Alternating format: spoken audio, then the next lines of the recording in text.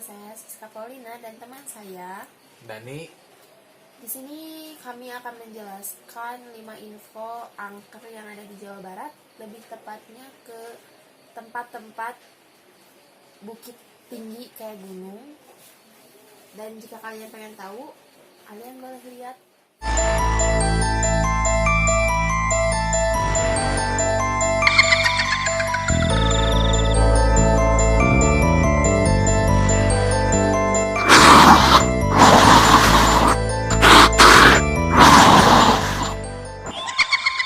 Kali ini saya akan menceritakan kembali kejadian mistis yang dialami seorang pendaki yang bernama Cepi Setiawan. Pada awal tahun 2016, tepatnya pada tanggal 1 Januari 2016, saya dan rombongan yang berjumlah 10 orang melakukan pendakian Gunung Cikuray, jalur Bayombong. Pada jam 11 siang, kami pun akhirnya sampai di base camp, lalu melakukan persiapan dan memulai pendakian. Di awal-awal pendakian, trek masih dalam perkebunan penduduk, namun treknya cukup curang dan terjal. Jalur Bayombong ini merupakan jalur yang paling pendek, tetapi juga jalur yang paling terjal dari semua jalur yang ada di Gunung Cikuray. Sebelum melanjutkan videonya, saya ucapkan terima kasih banyak bagi kalian yang sudah setia pada channel ini. Yang baru datang silakan klik tombol like, subscribe, dan nyalakan loncengnya agar kalian tidak ketinggalan video-video selanjutnya. Sampai pos 2 kami pun memutuskan untuk beristirahat, ngopi menghangatkan tubuh. Karena ketika itu cuaca cukup dingin dan berkabut. Dari pos 2 kami beristirahat cukup lama. Lalu kami memutuskan untuk melanjutkan perjalanan dari pos 2 ke pos 3. Treknya sudah mulai memasuki hutan. Ketika itu pula hujan turun lumayan lebat. Pada saat itu posisi saya paling depan dan diikuti di belakang saya adalah Cita, satu-satunya cewek dalam rombongan. Tak terasa ketika itu hari mulai gelap. Kami pun menyiapkan alat penerangan masing-masing. Ketika saat itu pun saya menanyakan keadaan Cita, apakah kondisinya baik-baik saja dan apa perlu istirahat sejenak. Namun kata yang keluar dari mulutnya adalah dia masih cukup kuat untuk melanjutkan perjalanan dan inginkan tetap lanjut. Lalu kami pun tetap melanjutkan perjalanan. Tak lama dari itu, seketika Cita terjatuh dan tergeletak. Kondisi badannya dingin dan menggigil. Lalu respon cepat saya ketika itu langsung memberikannya kayu putih dan jaket agar membuat tubuhnya hangat. Kondisi Cita sendiri masih dalam keadaan sadar dan masih bisa bergerak kecil. Ketika itu saya belum tahu apakah itu merupakan gejala hipotermia atau bukan. Kami pun memutuskan untuk berkemah di tempat yang terdekat karena keadaan yang tidak memungkinkan untuk melanjutkan perjalanan. Siang hari kami turun menuju base camp dan setelah melewati beberapa pos, kami beristirahat di pos 2. Di pos 2, kami mengobrol dengan salah satu penjaga pos, yaitu Mang Ekek. Beliau sempat bercerita tentang hilangnya pendaki perempuan di Gunung Cikuray yang sampai saat ini belum ditemukan. Kejadian itu terjadi tahun 2009 silam. Kami cukup lama mengobrol dengan Mang Ekek. Lalu tiba-tiba Cita memotong pembicaraan kami. Dia bercerita bahwa sebenarnya dia mempunyai kemampuan, yaitu bisa melihat makhluk halus. Kemampuan itu didapatnya dari kemampuan ayahnya. Dia bercerita banyak atas apa yang terjadi pada pendakian kemarin. Dia bercerita bahwa pada saat kita mendaki, kami telah diikuti oleh sesosok nenek-nenek. Sesosok nenek-nenek tersebut terus mengikuti kita sampai mengawasi di tempat kita berkemah hingga subuh menjelang. Cita mengungkap mengapa kemarin dia tidak mau keluar dari tenda karena dia takut oleh sesosok nenek-nenek tersebut yang terus mengawasinya. Cita juga bercerita soal dia terjatuh, tergeletak, dan menggigil itu bukan karena kelelahan ataupun karena hipotermia. Itu karena dia telah melihat sesosok penampakan yang terbang, lalu melayang kencang menghampirinya. Dia bercerita, kalau melihat sesosok penampakan yang baru, dilihat reaksinya akan ketakutan dan menggigil. Mang Ekek pun mengiyakan bahwa terdapat sosok penunggu di Gunung Cikuray, yaitu sesosok nenek-nenek dan kakek-kakek yang merupakan sesepuh Gunung Cikuray. Kami cukup lama mengobrol dengan Mang Ekek, sehingga lupa akan tujuan utama, yaitu turun kembali ke base camp. Hari mulai sore, kami pun melanjutkan perjalanan turun dan berpamitan kepada Mang Ekek. Cuaca pada saat itu hujan yang membuat trek licin. Ketika itu hari mulai gelap. Banyak teman-teman rombongan terpeleset jatuh karena keadaan jalan trek yang licin karena diguyur hujan. Saya yang berada di posisi paling depan diikuti oleh Cita dan teman-teman di belakang. Saat itu menyampaikan kepada Cita agar tangannya berpegangan pada tas kecil yang dipasang di belakang kerin saya, agar dia tidak terpeleset. Selang beberapa lama kemudian terasa ada beban yang berpegangan ke tas kecil.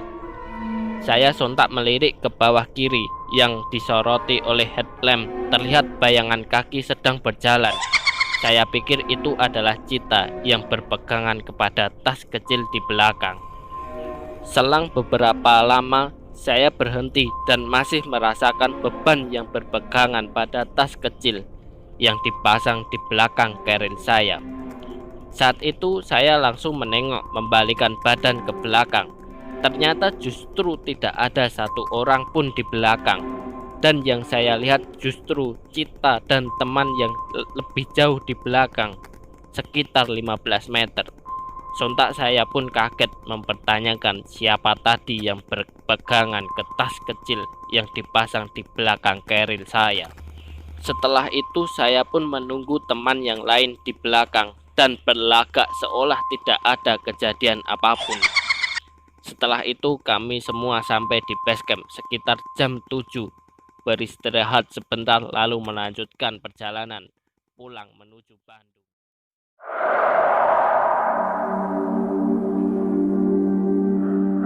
Hai semuanya, masih bersama Mr. SK.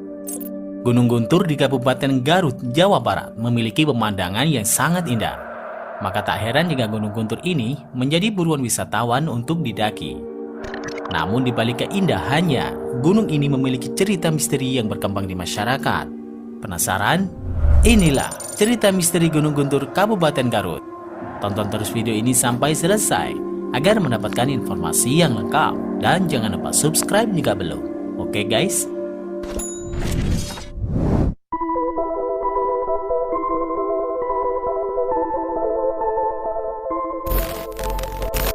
Legenda Gunung Guntur. Legenda Gunung Guntur ternyata menceritakan tentang sebuah kerajaan. Konon, terdapat sebuah kerajaan yang berdiri di sekitar lembah kaki Gunung Kutu yang sekarang menjadi Gunung Guntur. Kerajaan tersebut adalah Kokorobokan yang dipimpin oleh seorang raja bernama Sunan Ranggalawe. Pada suatu ketika, kemarau panjang melanda kerajaan ini yang membuat rakyatnya sangat menderita. Sebagai seorang raja, tak tinggal diam dan memikirkan jalan keluarnya. Akhirnya, raja memutuskan membuat telaga penampungan air. Akan tetapi, lahan yang akan dibuat telaga tersebut dikuasai oleh kakak sang raja. Secara baik-baik raja meminta izin kakaknya agar menyerahkan lahan itu. Namun sayang, kakak sang raja menolaknya. Raja sangat kebingungan dan terpaksa tetap membuat telaga di lahan tersebut. Ternyata kakaknya sangat murka dan mengeluarkan semua amarahnya dengan pergi ke puncak Gunung Kutu. Dia menyendiri dan bertapa sambil menyiramkan air dan melempar segenggam tanah kering. Tidak lama setelah itu, tiba-tiba awan menebal dan suasana sangat memburuk. Mengetahui sesuatu yang dahsyat akan terjadi, dia pun bergegas turun dari puncak Gunung Kutu. Lalu Gunung Kutu meletus dengan sangat dahsyat dan menghanguskan kerajaan Kokorobokan dan membuat kosong tak berpenghuni. Karena letusan gunung tersebut menyerupai guntur, maka gunung tersebut dinamai Gunung Guntur sampai sekarang.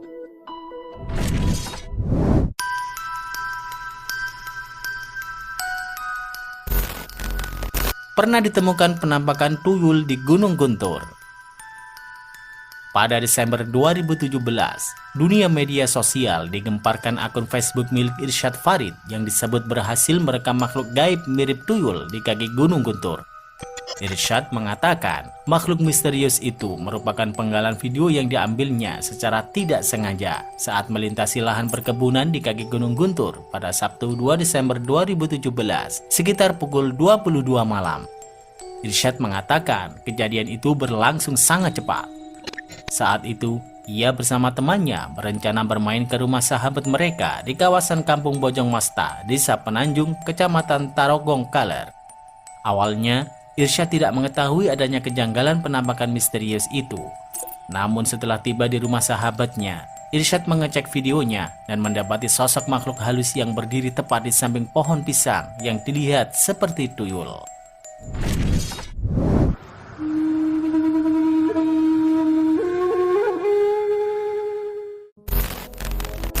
Larangan meniup seruling.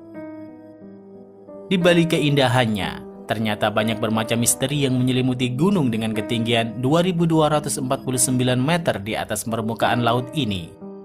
Sebagian masyarakat yang bermukim di kaki Gunung Guntur hingga kini masih mempercayai adanya mitos di sekitaran area Gunung Guntur. Satu di antara banyaknya mitos yang bertumbuh, ialah mitos larangan meniup suling di area Gunung Guntur.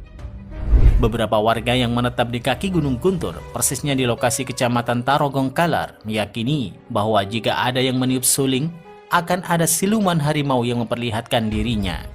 Namun hingga saat ini, hal tersebut tidak terbukti. Beberapa warga kampung mengatakan mitos tersebut lebih didasari oleh ketakutan warga setempat saat terjadinya pemberontakan DITII. Menurut warga sekitar menjelaskan, sekitaran Gunung Guntur dulunya pernah dipakai sebagai tempat persembunyian pasukan DITII. Karena itulah tidak boleh meniup suling di area Gunung Guntur tersebut untuk menghormati masa pemberontakan pada zaman dahulu.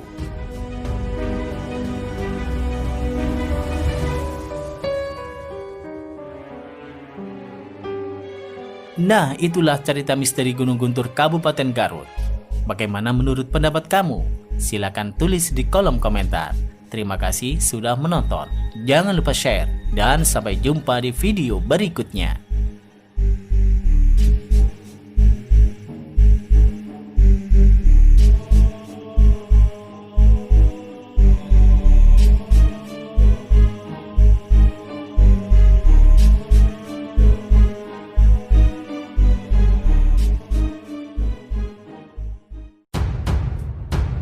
Misteri Gunung Cermai dan legenda Nini Pelet.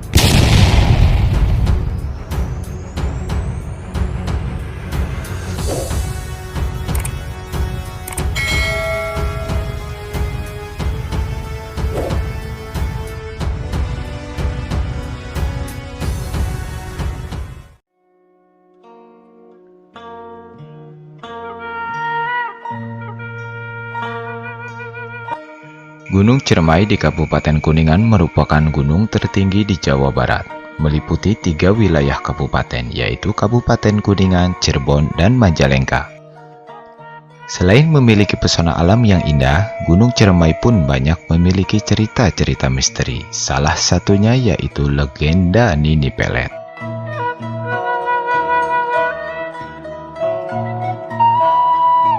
Dari cerita yang berkembang secara turun-temurun di wilayah Kuningan, Nini Pelet dulunya seorang manusia biasa yang tinggal di sekitaran Gunung Cermai. Ia seorang perempuan yang sangat cantik, namun selain kecantikan yang ia miliki, Nini Pelet pun seorang perempuan yang menguasai ilmu kanuragan dari aliran hitam. Nini Pelet mempunyai ambisi yang sangat kuat dan watak yang keras, sehingga ia mempunyai keinginan menjadi seorang penguasa dengan menjadi istri dari para petinggi pada saat itu.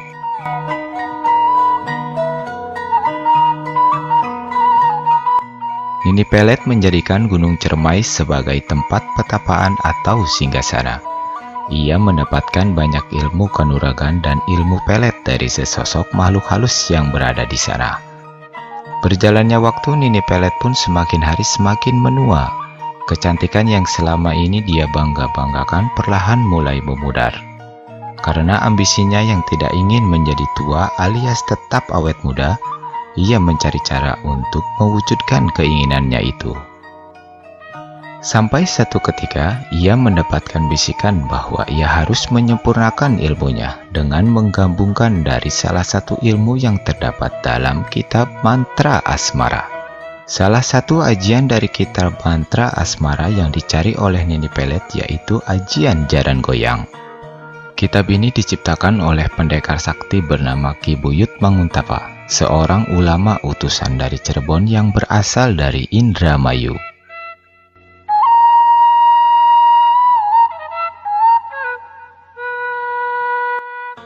Dengan ilmu dan siasat Nini Pelet, akhirnya ia berhasil mendapatkan kitab mantra asmara dari tangan Ki Buyutapa.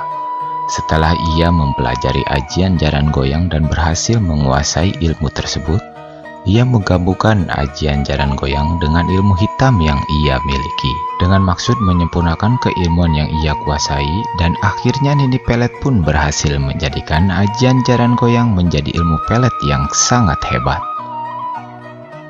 Ketika itu Nini Pelet sudah terlihat sangat tua, usianya sudah lebih dari 100 tahun.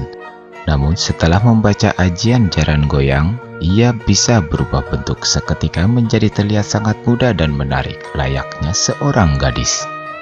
Banyak pria muda kepincut kepadanya, padahal pria-pria itu hanya sebagai tumbal kecantikannya saja.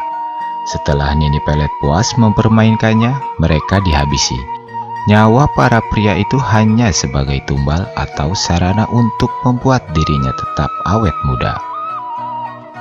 Mengetahui kitab mantra asmara ciptaannya direbut dan disalahgunakan oleh Nini Pelet, Ki Buyut Manguntapa lalu mengutus salah seorang muridnya yang bernama Restu Singgi untuk merebut kembali kitab pusaka itu dari tangan Nini Pelet. Tapi sebelumnya, Restu Singgi telah dibekali banyak ilmu kanuragan dan pusaka sakti oleh Ki Buyut Manguntapa, mengingat untuk menghadapi Nini Pelet tidaklah mudah.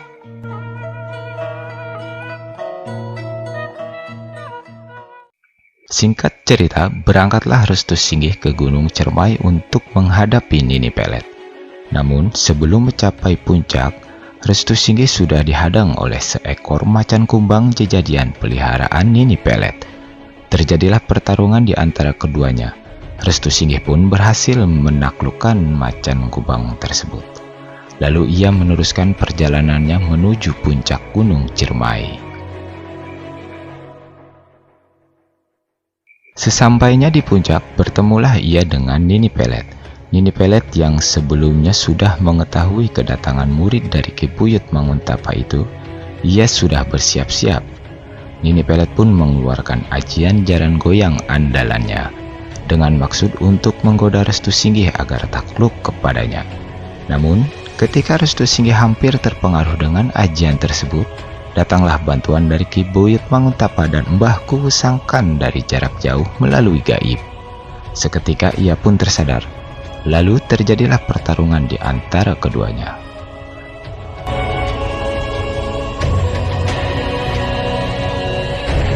Pertempuran itu pun berlangsung sangat dahsyat. Keduanya saling mengeluarkan ilmu-ilmu kanuragan yang dimiliki.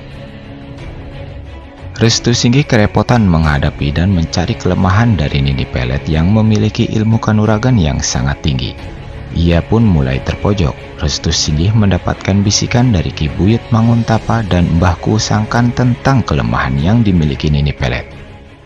Cabutlah tusuk konde yang menempel di rambutnya. Kelemahan dari Nini Pelet yaitu tusuk konde yang menempel di rambutnya.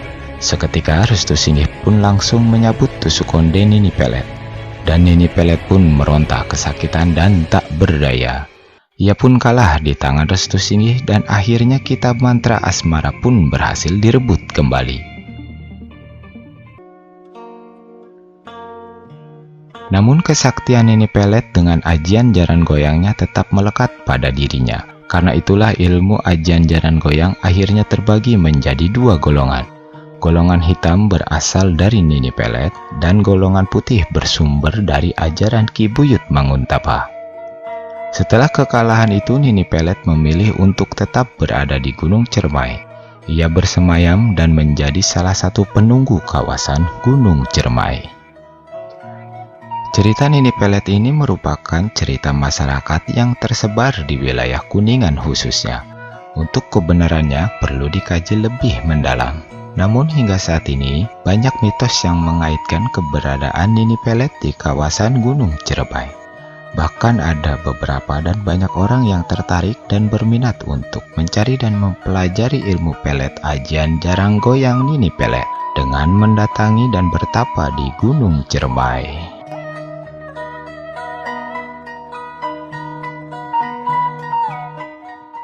Si Parman pun mengambil alih posisi leader dan memimpin teman-temannya turun.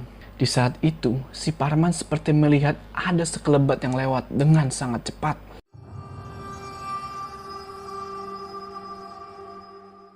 Assalamualaikum teman-teman, balik lagi sama gue Jo.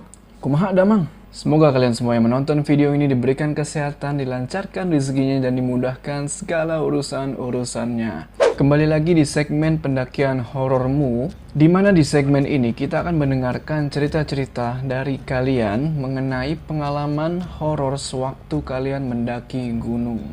Bagi kalian yang mau berbagi cerita, kalian bisa kirimkan ke email di bawah ini. Pada cerita kali ini, gue akan bercerita mengenai pengalaman seseorang yang bernama Parman, di mana dia mendaki Gunung Salak untuk menuju Puncak Salak 2 bersama teman-temannya. Sebelum kita mulai, seperti biasanya jangan lupa kalian like video ini, dan bagi yang belum subscribe, kalian subscribe channel ini supaya kalian gak ketinggalan kisah-kisah horor pendaki lainnya. Dah, syuh.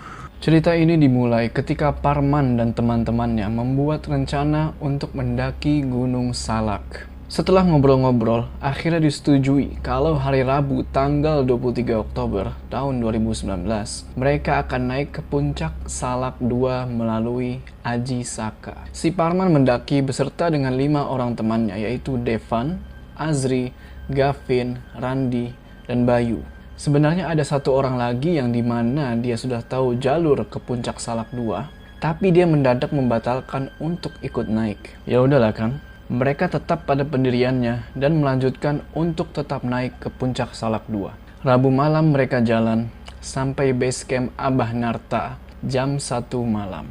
Dan ternyata di base camp itu sepi, gak ada siapa-siapa. Cuman ada rombongannya si Parman saja. Akhirnya mereka memutuskan bermalam di Kampung Salaka, dan mereka pun langsung istirahat, masak-masak, dan lain-lain.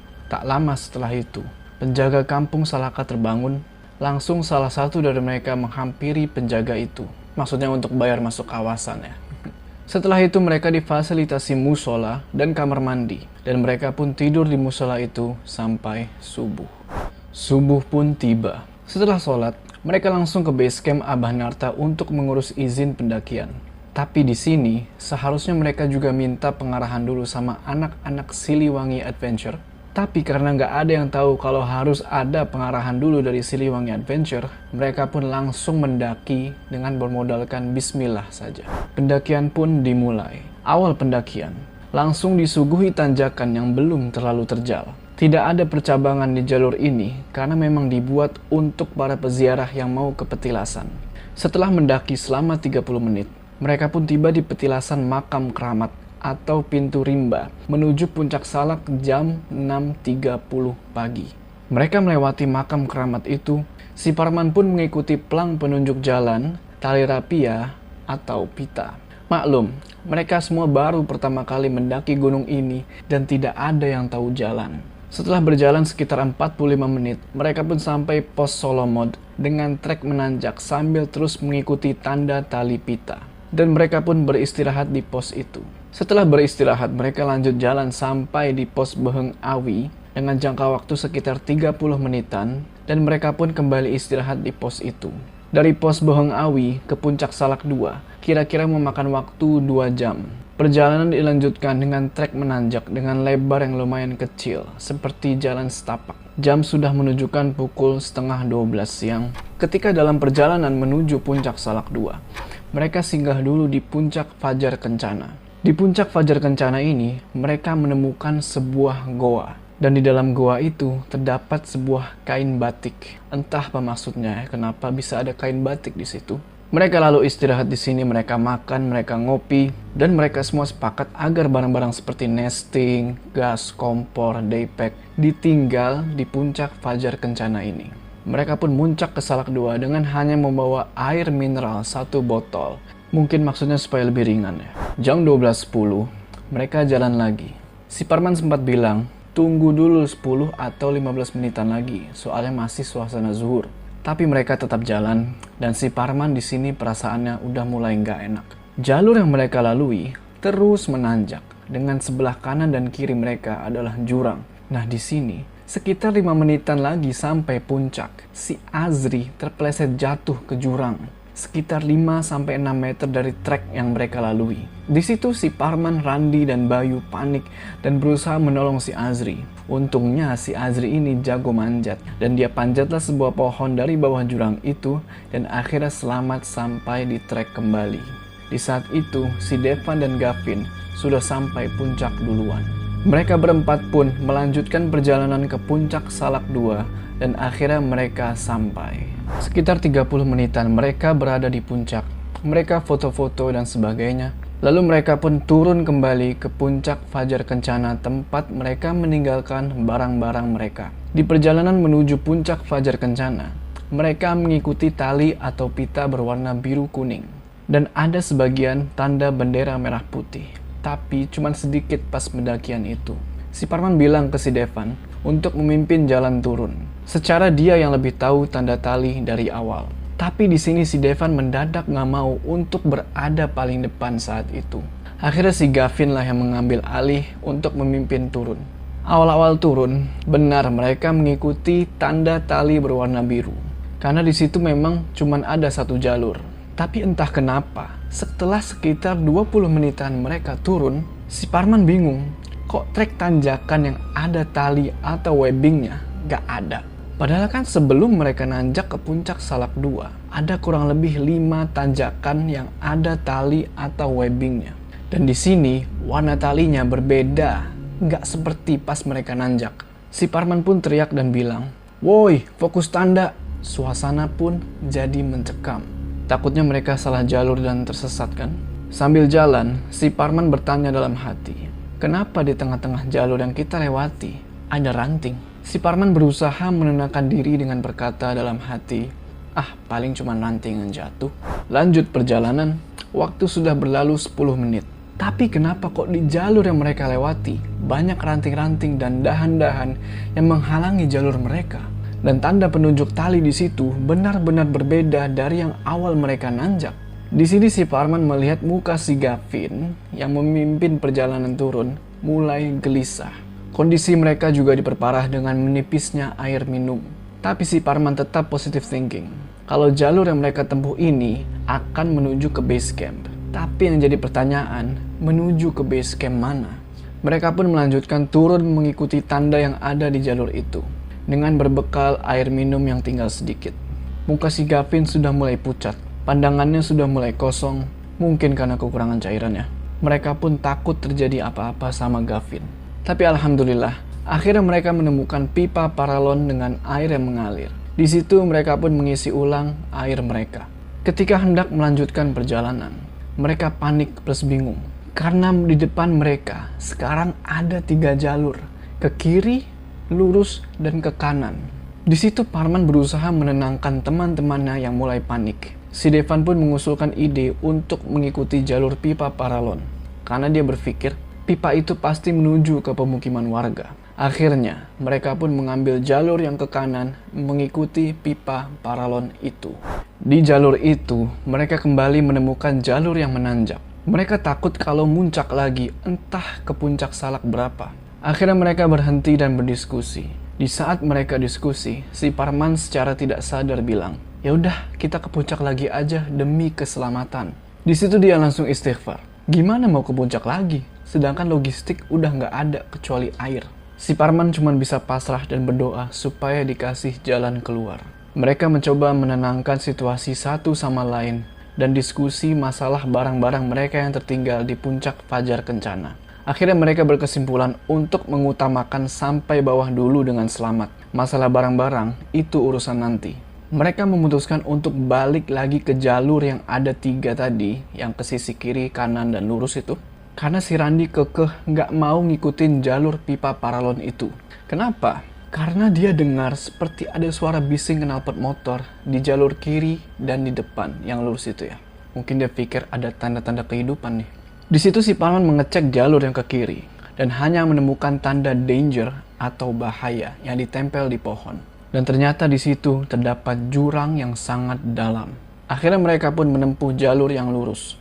Di jalur itu ada tanda berupa tali. Cuman warna talinya agak sedikit pudar, jadi samar-samar dengan dedaunan.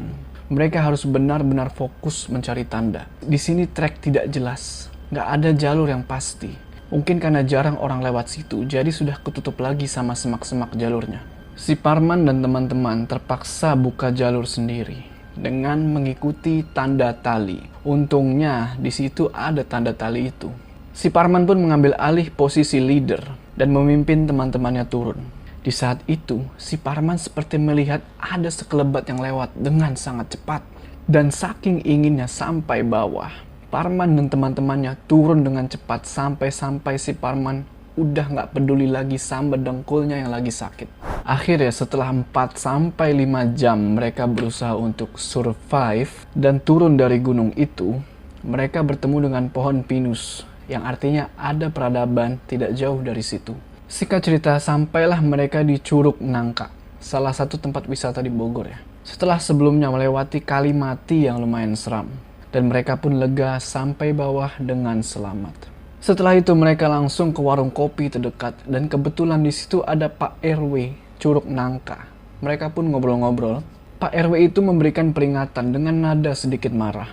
Dia bilang bahwa Salak 2 itu belum diresmikan. Lalu Pak RW itu pun cerita-cerita tentang pendaki yang hilang di Gunung Salak itu. Dan si Parman dan teman-temannya juga mendengar dari warga sekitar kalau di puncak Fajar Kencana tempat mereka singgah itu adalah tempatnya macan. Untung mereka bisa turun dengan selamat. Bagi yang belum pernah ke Gunung Salak, gua saranin kalian jangan meremehkan Gunung Salak, karena Gunung Salak itu dijuluki kecil-kecil cabai rawit. Bagi kalian yang ingin cerita pendakian horornya gue bikinin video kayak gini, email cerita kalian ke sini ya. Nanti insya Allah gue bikin videonya. Jangan lupa like video ini dan subscribe channel ini supaya kalian gak ketinggalan cerita-cerita horor lainnya. Gua Jo, sampai ketemu lagi di cerita horor pendakian selanjutnya.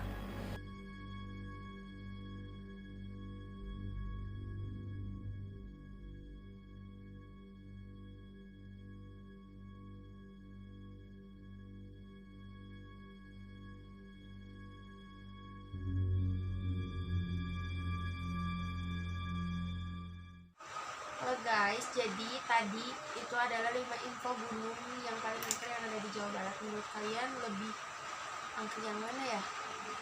Jangan lupa di komen di bawah untuk video-video selanjutnya dan jangan lupa like, Komen. and subscribe. Bye bye. Kembali lagi bersama saya Siska Paulina dan rekan saya Dani. Bye bye di Nganggur Channel.